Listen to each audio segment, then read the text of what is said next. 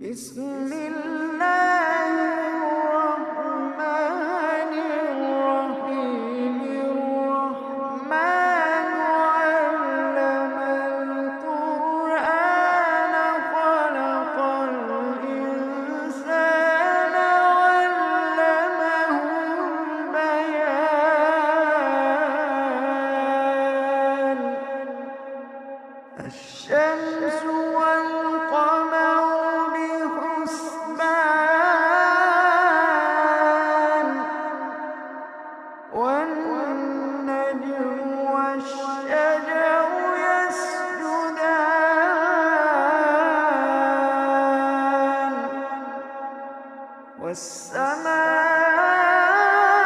والسماء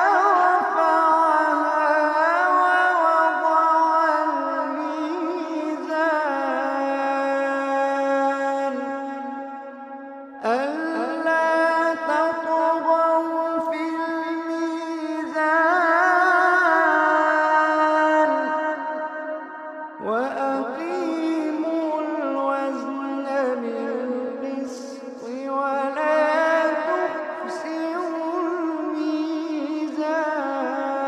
الميزان والأرض وضعها للأنام فيها فاكهة والنخل ذات الأكمام والحب ذو العصف والريحان فبأي آلاء ربكما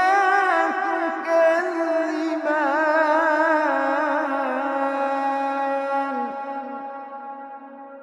والحب ذو العصف والريحان فبأي آلاء ربكما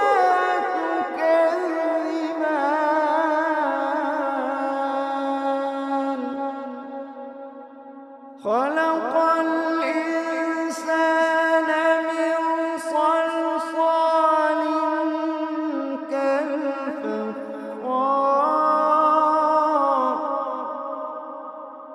وخلق الجان من مارج من نار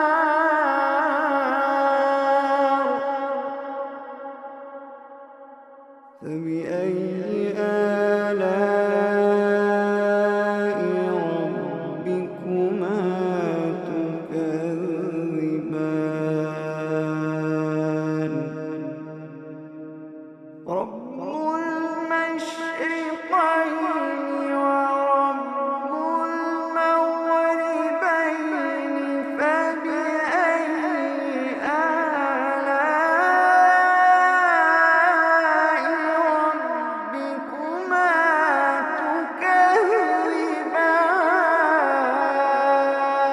تكذبان مرج البحرين يلتقيان بينهما برزخ لا يبغيان فبأي آلاء ربكما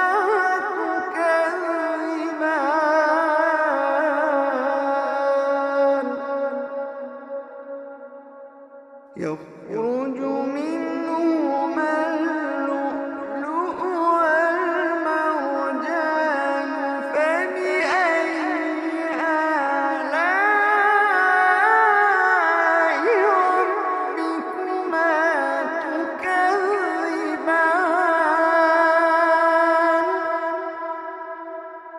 وله الجوار المنشآت في البحر كالأعلام فبأي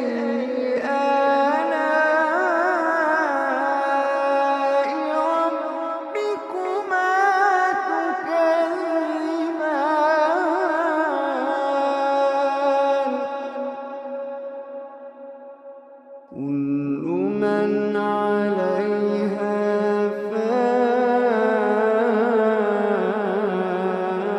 فان كل من عليها فان ويبقى وجه ربك ذو الجلال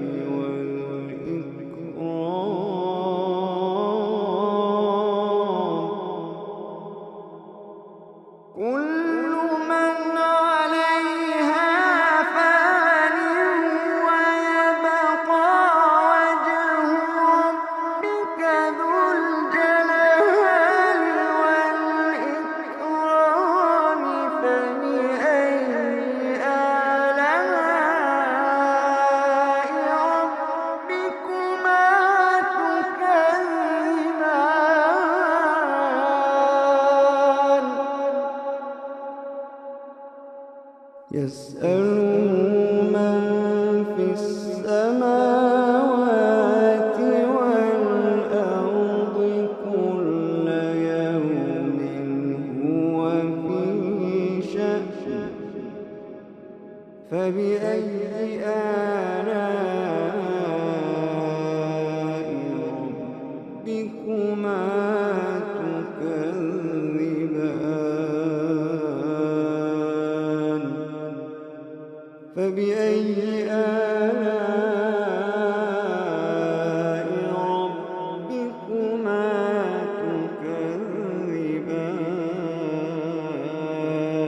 تكذبان سنفرغ لكم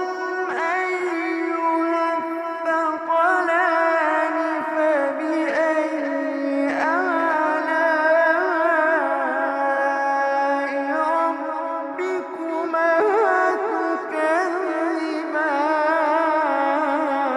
تكذبان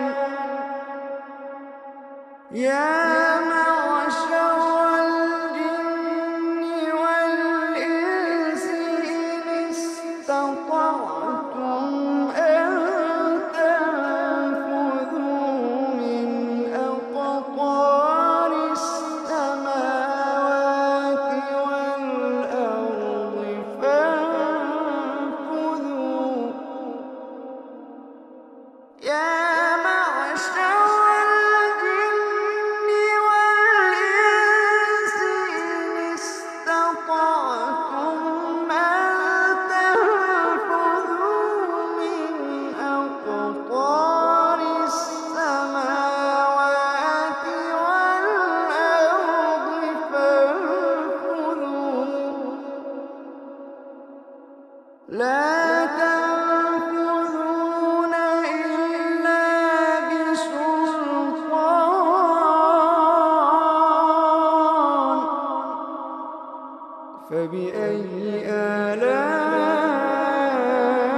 آلاء ربكما تكذبان يرسل عليكما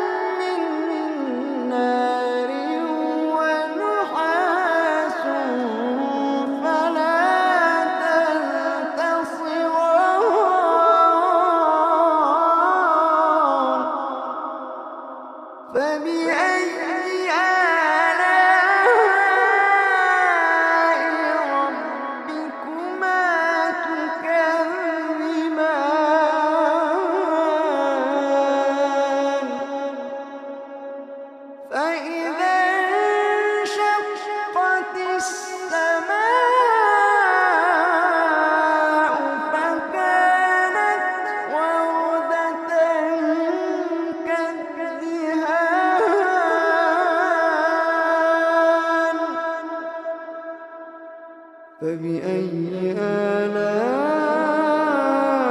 آلاء ربكما تكذبان فيومئذ لا يسأل عن ذنبه إنس ولا جان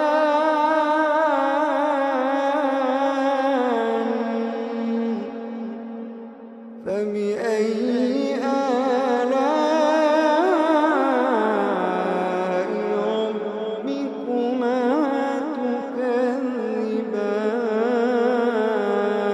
تكذبان يعرف المجرمون بسيماهم فيؤخذ بالنواصي والأقدام يعرف المجرمون بسيماهم فيؤخذ بالنواصي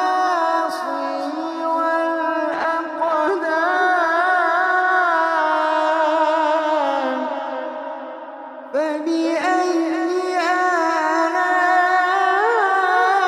آلاء ربكما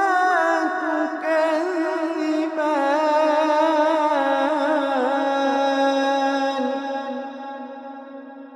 هذه جهنم التي يكذب بها المجرمون يطوفون بينها وبين حميم آن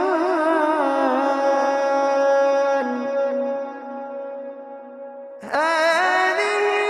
جهنم التي يكذب بها المجرمون يطوفون بينها وبين حميم آن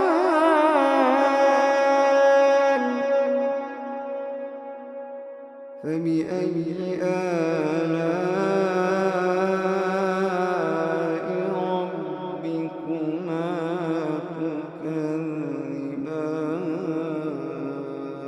تكذبان فبأي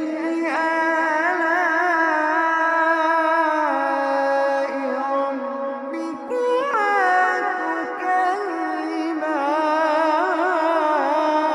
تكذبان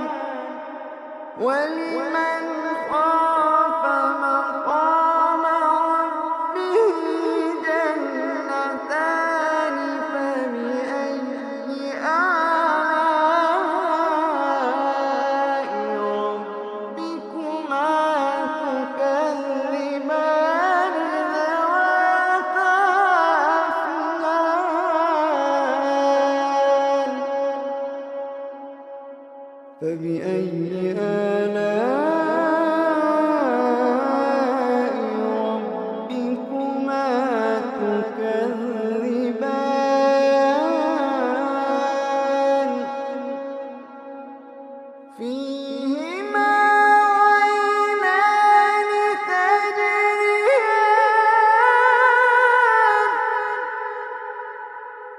فيهما عينان تجريان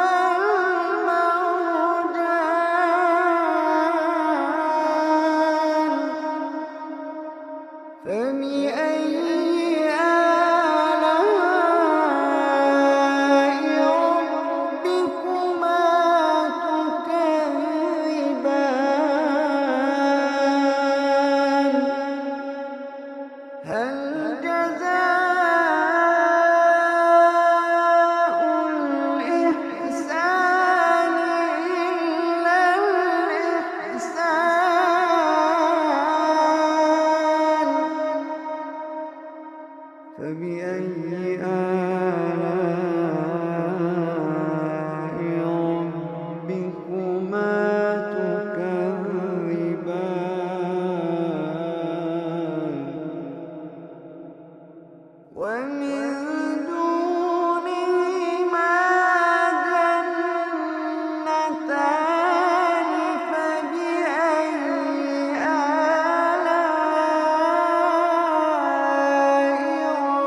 ربكما تكذبان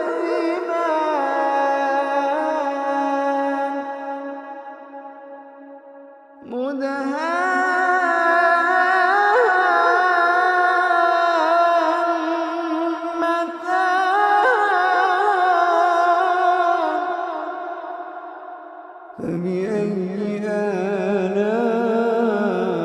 آلاء ربكما تكذبان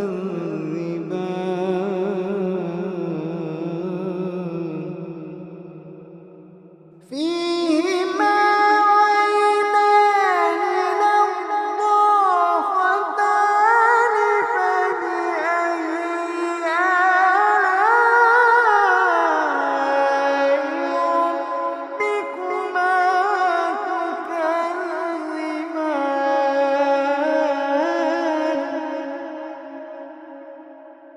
فيهما عينان نضاختان فبأي آلاء ربكما تكذبان فيهما فاكهة ونخل ورمان فبأي آلاء ربكما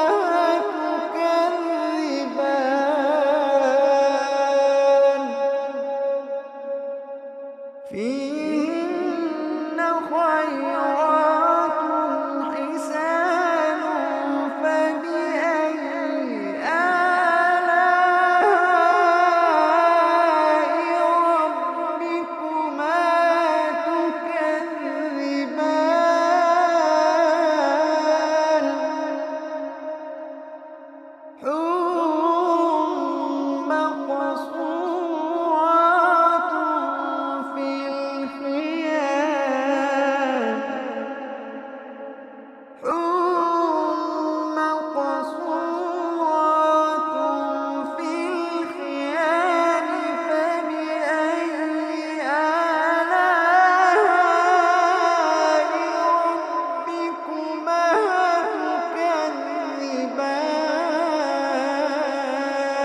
تكذبان لم يطمثهن إنس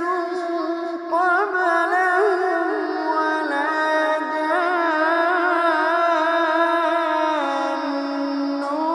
فبأي آلاء ربكما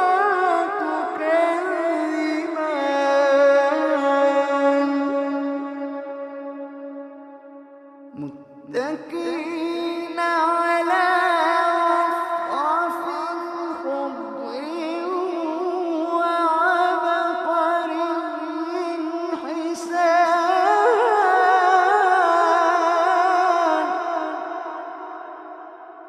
فبأي آلاء ربكما تكذبان فبأي آلاء ربكما تكذبان تبارك اسم ربك ذي الجلال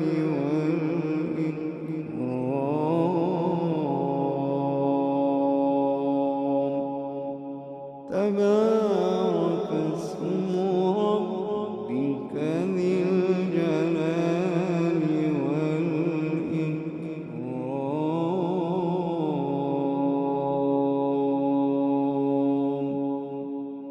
صدق الله العظيم.